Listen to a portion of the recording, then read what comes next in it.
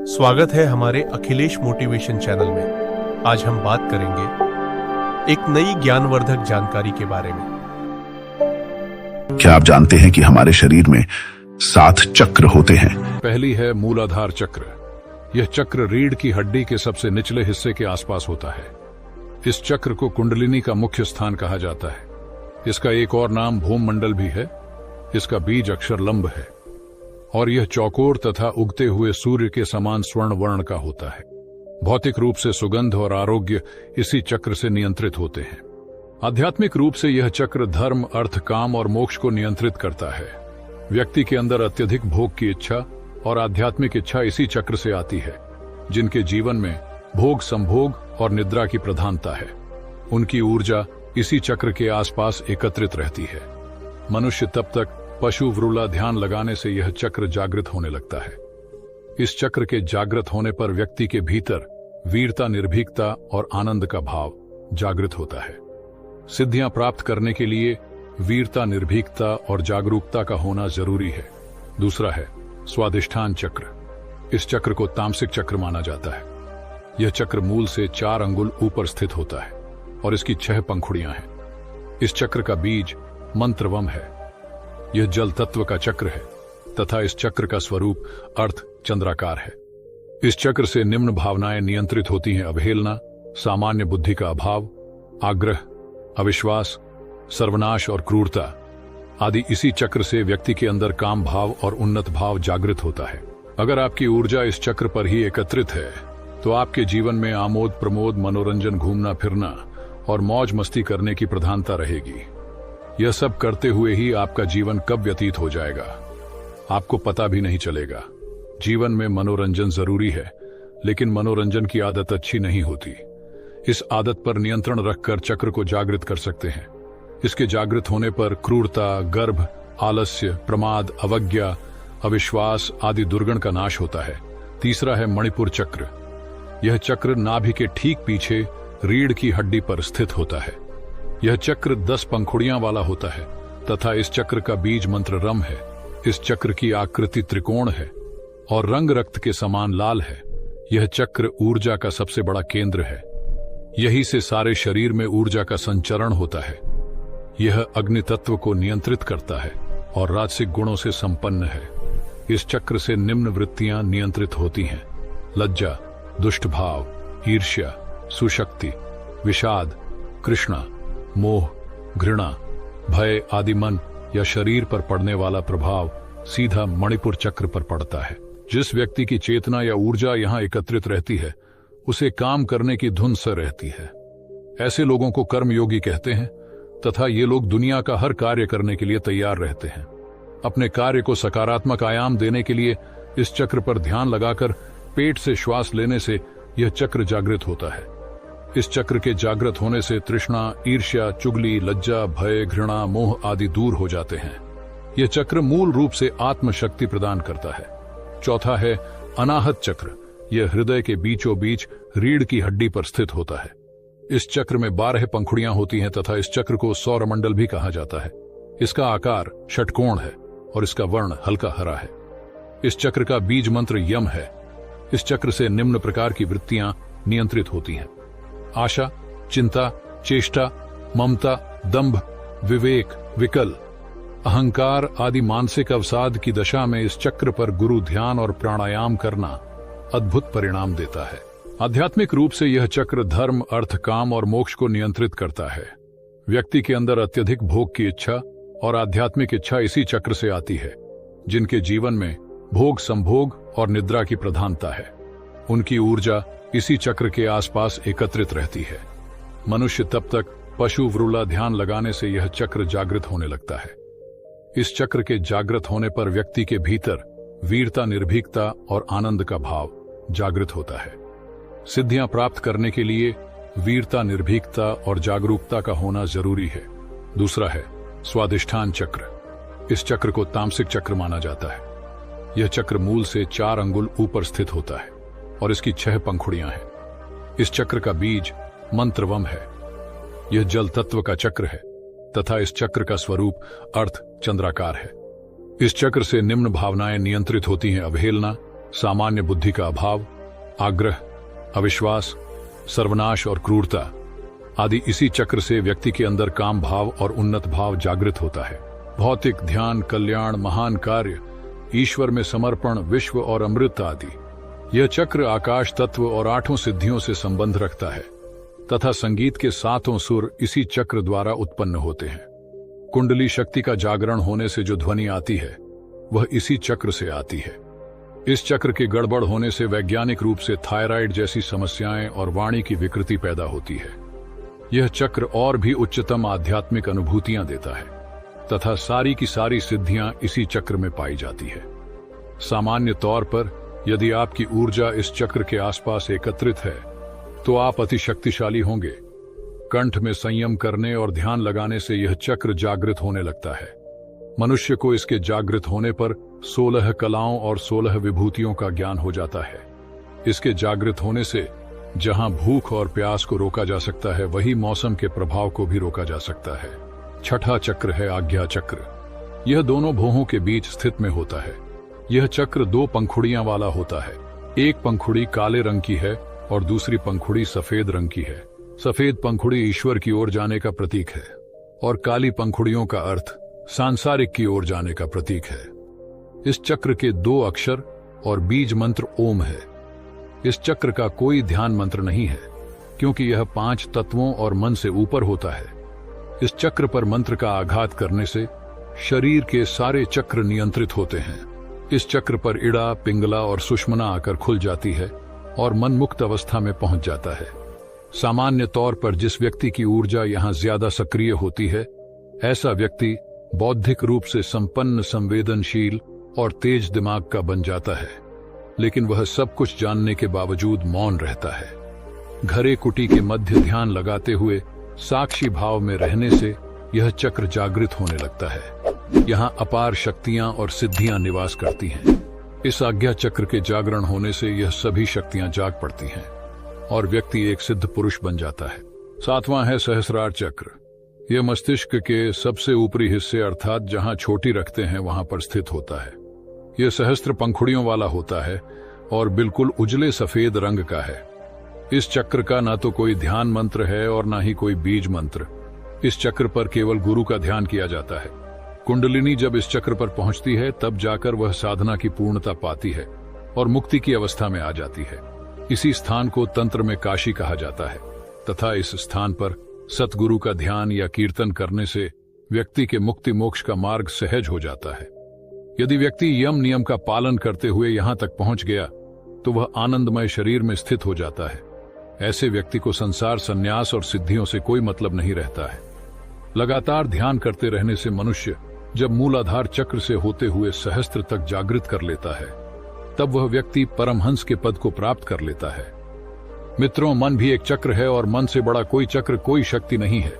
सभी धर्म एवं संस्कृतियों में यह एक विस्तृत समझ है कि हमारे जीवन में जो भी दुख या तकलीफें हैं वह हमारे अपने ही कर्मों का फल है और वैसे ही कोई भी लाभ, हानि, खुशी, प्रेम और संतुष्ट का आधार भी कर्म है।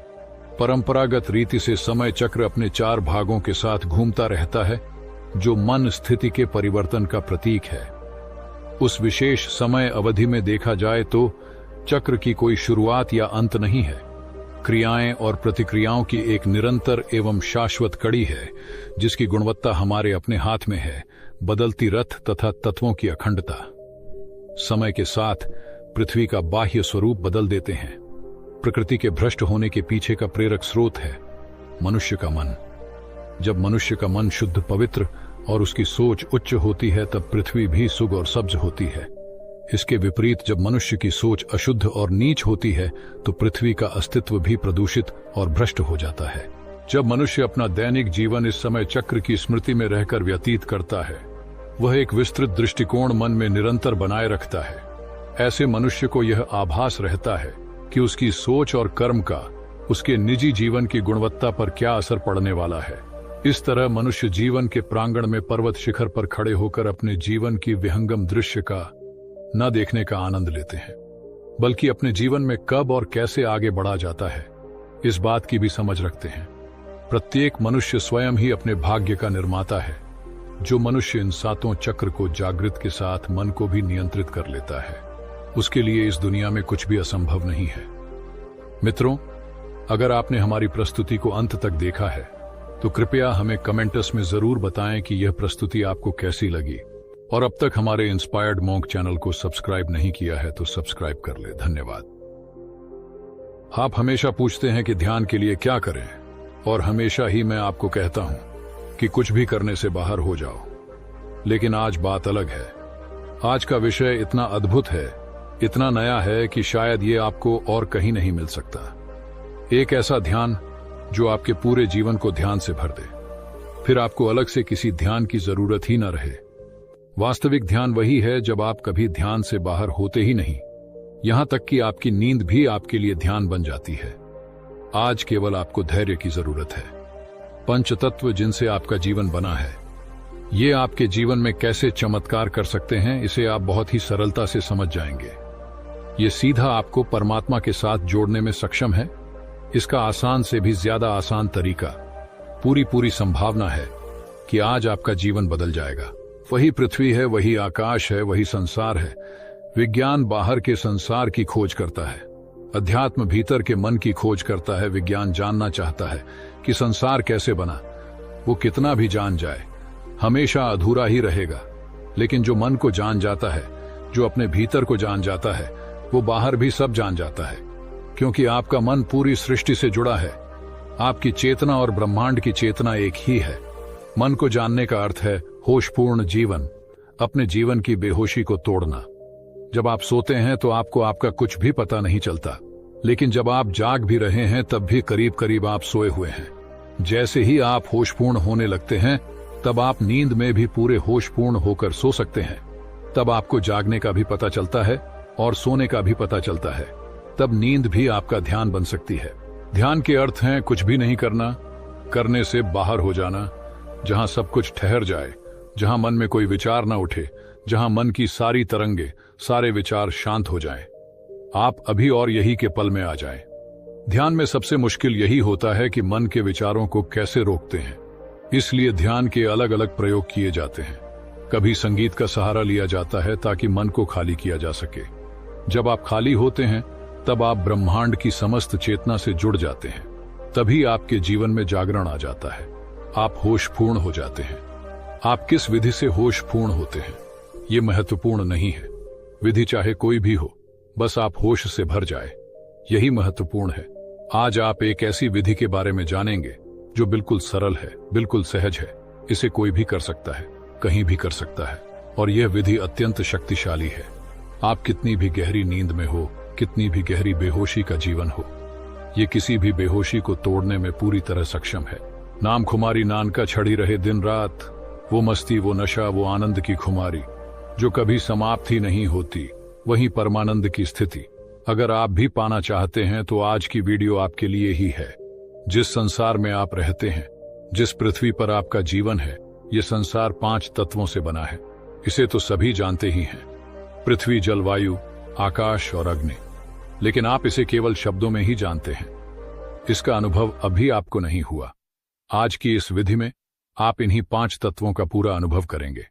आपका शरीर भी इन्हीं 5 तत्वों से बना है, और ठीक उसी अनुपात में जैसे पृथ्वी पर 72% पानी है, आपके शरीर में भी 72% पानी है। सबसे ज्यादा पानी की मात्रा है। ये पानी क्या है? अगर आप ठीक से देखेंगे तो पाएंगे कि पानी एक अद्भुत रहस्य है। और अब तो विज्ञान भी जान रहा है कि पानी निर्जीव नहीं है, पानी जीवंत है। विज्ञान कहता है कि पानी एक तरह का कंप्यूटर है जो आज तक की सारी जानकारी को अपने भीतर सुरक्षित रखे हुए है। कैसे संसार बना है, कैसे जीवन पृथ्वी पर आया है, इसको कोई नहीं जानता। बस इसके बारे में केवल अनुमान लगाए जाते हैं। लेकिन पानी के पास ये सारी जानकारी मौजूद है। ठीक इसी तरह से ये 5 तत्व, पृथ्वी, जलवायु, आकाश और अग्नि, ये सभी अपने आप में अद्भुत रहस्य है। आपको ऐसा लगता है कि आप इन्हें जानते हैं, लेकिन थोड़ा गहरा देखना शुरू करें तो आपको पता चलेगा कि आप कुछ भी नहीं जानते हैं। आप केवल इनके नाम जानते हैं। वो नाम भी आपके ही द्वारा दिए गए हैं। आप बस चीजों को नाम देते हैं और समझने लगते हैं कि आप उसे जान गए। वास्तव में तो आप कुछ भी नहीं जानते। जैसे ही आप अपने अज्ञान को जान जाते हैं, जैसे ही आप जान जाते हैं कि आप कुछ भी नहीं जानते हैं, तो आप एक गहरे आश्चर्य में उतर जाते हैं। आपका आश्चर्यचकित हो जाना ही पहली सीढ़ी है। अपने अज्ञान को जान लेना ही ज्ञान का पहला चरण है। जरा अभी सोच कर देखें कि आग क्या है। जरा अपने मन पर अग्नि के अक्ष को उतारे। क्या है अग्नि? आप हैरान हो जाएंगे। जरा पानी को सोचिए, जरा आकाश को सोचिए, पृथ्वी पर विचार करें, और वायु, वो ऑक्सीजन जिसके बिना आपका जीवन 2 मिनट भी संभव नहीं है। ये 5 तत्व जिन पर कभी जीवन में आपने ध्यान ही नहीं दिया, यही आपका जीवन बदल देंगे। आप सांस लेते हैं, आप पानी पीते हैं, पृथ्वी से आपको भोजन मिलता है। आपके जीवन के लिए जो भी आवश्यक है, जो भी पदार्थ है, सब आपको पृथ्वी से ही मिलता है। अभी आपने जो कपड़े पहने हैं, क्या कभी आपने सोचा कि ये कभी किसी खेत में एक पौधे के रूप में उगे हुए थे जो आपका मकान बना है? उसमें जितना भी पदार्थ लगा हुआ है, कभी ख्याल किया कि वो कहां कहां से उठकर आया है? अग्नि, क्या अग्नि के बिना आप अपने जीवन की कल्पना कर पाएंगे? फिर आकाश जो बिल्कुल खाली है, जहां कुछ भी नहीं है। जहां कुछ भी नहीं है, वही तो सारा ज्ञान है। इसलिए तो मन को खाली करना पड़ता है। मन भरा है कचरे से। ज्ञान के लिए जगह ही कहां है? जहां कुछ भी नहीं होता, वो अपने आप ही आकाश से भर जाता है। लेकिन जहां पहले से ही कुछ मौजूद हो, जहां दीवारें हों, वहां आकाश नहीं भर सकता।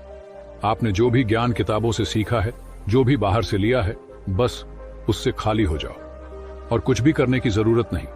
आकाश के अर्थ है खाली हो जाना। जितना जितना आप पंच तत्व के बारे में विचार करोगे, आप एक विस्मय, एक हैरानी से भरते जाओगे। अब पूछते हैं, प्यास को कैसे जगाए? इससे ज्यादा आसान कोई रास्ता नहीं। तुम हैरान होते चले जाओगे। तुम आज भी सब कुछ देखते हो जो तुम्हें किसी हैरानी से नहीं भरता, लेकिन जितना ज्यादा तुम संवेदनशील होते जाते हो, उतनी ही हैरानी से भरते जाते हो।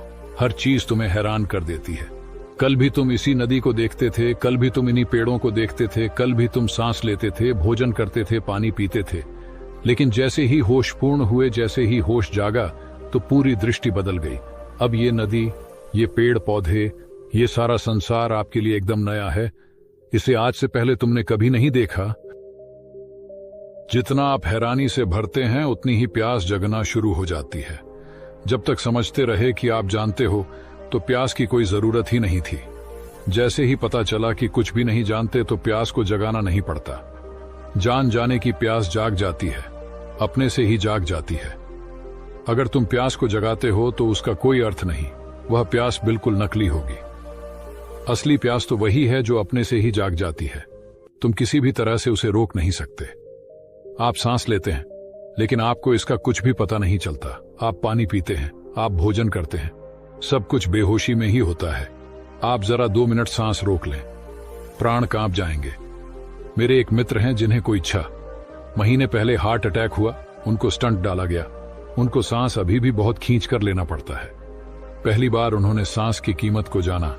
वो कहते हैं कि जब बहुत अच्छे से सांस ले पाता हूं, तब ऐसा प्रतीत होता है जैसे स्वर्ग मिल रहा हो, जैसे आनंद का झरना झर रहा हो। अब जरा आप अपनी तरफ देखिए। आप तो ठीक से सांस लेते हैं, आपको तो कोई कठिनाई नहीं, लेकिन आपने कभी इस आनंद का अनुभव किया? कभी नहीं, क्योंकि आपने कभी इसकी कीमत को जानने की कोशिश ही नहीं की। जिस दिन आप जान जाते हो, वायु के प्रति अहोभाव से भर जाते हो। आप पूछते हैं प्यास कैसे जगाए, तो सबसे पहले पानी की ही प्यास को जगा कर देखें। सोचे कि बेहोशी में पानी नहीं पिएंगे। जरा अपने जीवन को तो देखें। आप कहीं किसी के पास गए, किसी के घर में गए, उन्होंने सबसे पहले आपको पानी पीने को दिया। आप पानी पी लेते हैं, आपको कुछ भी पता नहीं चला, जैसे पानी आपने नहीं किसी मशीन ने पिया हो। ऐसे ही आप खाना खाते हैं पूरा जीवन। आपका मशीन जैसा चल रहा है। आप कहां हैं? पानी की जल्दी न करें, जरा प्यास को गहरा होने दें। फिर जब पानी का गिलास आपके हाथ में हो, 2 पल उसे देखें, उसे जानने की कोशिश करें। क्या है ये? अपनी प्यास और पानी दोनों के ही प्रति पूरे होशपूर्ण हो जाए। धीरे धीरे करके एक एक घूंट पानी को पिएं। आपने इससे पहले कभी पानी के इस आनंद को नहीं जाना। पानी जो आज आपको स्वाद दे रहा है, उसका पहली बार आपको अनुभव हुआ। ठीक ऐसे ही सांस के साथ करें, क्योंकि पानी के बिना तो फिर भी कुछ समय तक आपका जीवन चल सकता है, लेकिन सांस के बिना तो आप 5 मिनट भी जीवित नहीं रह पाएंगे। इसलिए जितने भी ध्यान के प्रयोग हैं, उनमें सबसे ज्यादा सांस को महत्व दिया गया है। सांस से ही आपके प्राण जुड़े हैं। कभी किसी थोड़े से समय में आप होशपूर्ण होकर सांस लेना शुरू करें। बिल्कुल धीमी गति से। धीमी गति से जब सांस ले तो वो आपको कैसे जीवन दे रही है, इसे अपने भीतर अनुभव करें। थोड़ी देर में ही आप सांस के आनंद को जानने लगेंगे। अगर आप अपनी सांस को भी देखना शुरू कर दें तो केवल सांस भी आपको संवेदनशील बनाने में सक्षम है। पूरी सृष्टि आपको अब कुछ दे रही है। पूरी सृष्टि से आप पर आनंद की वर्षा हो रही है, लेकिन आप इसे अनुभव ही नहीं कर पाते। आपने अपनी संवेदनशीलता ही खो दी है। आप हर आनंद से वंचित होते चले जाते हैं। आपकी हालत ऐसी है जैसे कोई मोटे रबड़ के कपड़े पहन ले तो उसे कोई छुए भी तो उसको कुछ पता नहीं चलेगा। हवा चल रही है, उसको इसका भी कुछ अनुभव नहीं होगा। जब कभी आप खाना खाएं, ध्यान रखें आप अपनी भूख के प्रति होशपूर्ण हो। आप तो ऐसे ही खाए चले जाते हैं, आपको भूख का कुछ पता ही नहीं। आप बाजार गए हैं, कभी वहां आपने कुछ खाया पूरी बेहोशी में। आपके मित्र साथ में हैं, आप बातें कर रहे हैं, आप समोसा खा रहे हैं। क्या आपको लगता है कि आप होश में हैं? कभी कभी जब कोई व्यंजन आपको बहुत स्वादिष्ट लगता है, तब कभी कभी थोड़ी देर के लिए आपका खाने के प्रति होश जागता है। इसमें व्रत या उपवास भी आपके होश को जगाने में बहुत कारगर हो सकते हैं, लेकिन ये तभी कारगर हो सकते हैं जब आप इसके विज्ञान को समझते हैं।